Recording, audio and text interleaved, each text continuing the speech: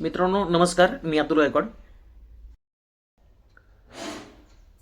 तर मित्रांनो, अजितदादांचं निधन होऊन आज 3 दिवस झाले. काल त्यांचा सावरण्याचा कार्यक्रम झाला आणि आज आहे चौथा दिवस. चौथा दिवस आहे तर सगळ्या टी व्ही चॅनलवरती बातम्यावरती एकच विषय चाललेला आहे आणि तो आहे विषय फक्त अजितदादांची, म्हणजे अजितदादांचा जो मृत्यू झाला आणि तेव्हा त्यांचं जे निधन झाल्यानंतर या महाराष्ट्राची रिकामी जागा जी आहे उपमुख्यमंत्र्याची ती कोण चालवणार. आज बातमी सगळ्या टी व्ही चॅनलवरती एकच बातम्या येत होत्या आणि त्या बातम्या येत होत्या त्या म्हणजे महाराष्ट्राच्या उपमुख्यमंत्री पदावरती कोण बसणार. तर बातमी आली होती ती सुनेत्रा वहिनींची. रात्री त्यांचा गाड्यांचा ताफा जो आहे हा ताफा मुंबईकडे रवाना झालेला आहे. सगळेच आहेत ते, जयदादा असतील, पार्थदादा असतील, सगळे सुनेत्रा वहिनीवरती गेलेले आहेत आणि आज त्यांना संध्याकाळी 5 वाजता उपमुख्यमंत्री पदाची शपथ देणार आहेत. तर मित्रांनो, ही बातमी आनंदाची आहे का दुःखाची आहे हे मला काही समजत नाही. कारण दुःख तेवढंच आहे आणि आनंदही तेवढंच आहे.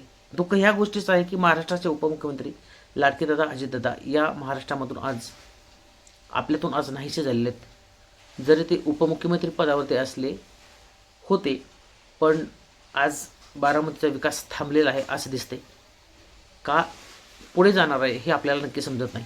पण एवढं आहे की दादांनी जे बारामतीसाठी सगळं काही केलेलं आहे मित्रांनो, ते बारामतीसाठी इतकं केलेलं आहे त्यांनी आणि ते केलेलं आपण कधीही विसरणार नाही. स्वर्गासारखी बारामती त्यांनी या ठिकाणी करून ठेवलेलं आहे हे मी सांगायला तुम्हाला विसरणार नाही. आज या महाराष्ट्राच्या जे उपमुख्यमंत्री होते त्यांचं निधन झालं आणि आज त्यांच्या पत्नी सुनेत्रा वहिनी आज या महाराष्ट्राच्या उपमुख्यमंत्रीपदाची आज 5 वाजता शपथ घेणार आहेत. ही आनंदाची बातमी. दुःखाची बातमी ही आहे की दादा आपल्यातून गेलेले आहेत, ते दुःख आहे आणि त्यांची आज जागा उपमुख्यमंत्री म्हणून आज त्यांच्या पत्नी सुनेत्रा वहिनी आज त्यांची जागा घेणार आहेत. आज त्यांचा तपा, गाडीचा तपा आज संध्याकाळी 10 वाजता जवळजवळ सगळेच जण, गाड्यांचा तपा भरपूर होता, ते सगळे आज मुंबईला गेलेले आहेत. पक्षांची त्यांची आज बैठक आहे, तिथं त्यांचं सगळं विचारविनिमय होईल, त्यांची नेतेपदी निवड होईल आणि नंतर, कारण नेतेपदी निवड झाल्याशिवाय पदावरती कुठेही बसता येत नाही. आज त्यांची जी त्यांचं राष्ट्रवादी काँग्रेस पक्ष आहे त्या राष्ट्रवादी काँग्रेस पक्षाची त्यांची नेतेपदी निवड होईल आणि नेतेपदी निवड झाल्यानंतर त्यांना संध्याकाळी 5 वाजता राजभवनात असेल किंवा त्यांनी जे काही स्थळ निवडले त्या ठिकाणी त्यांची उपमुख्यमंत्री पदाची निवड होईल. परत बॅनर, सगळ्या आत्तापर्यंतचे बॅनर सगळे लागलेले आहेत ते अजितदादाचे शोककुल बॅनर आहेत, सगळे बॅनर सगळ्या बारामतीमध्ये. आता परत आज निवड झाल्यानंतर उद्याच्याला परत बॅनर लागतील, अभिनंदनाचे बॅनर लागतील. अभिनंदन करायला हरकत नाही, कारण की आज या महाराष्ट्रामध्ये पहिल्यांदा महिला उपमुख्यमंत्री ह्या महाराष्ट्रामध्ये पहिल्यांदा होत आहेत. त्याच्यामुळं अभिनंदनाचे बॅनर लागतील. ती आनंदाची बातमी आहे.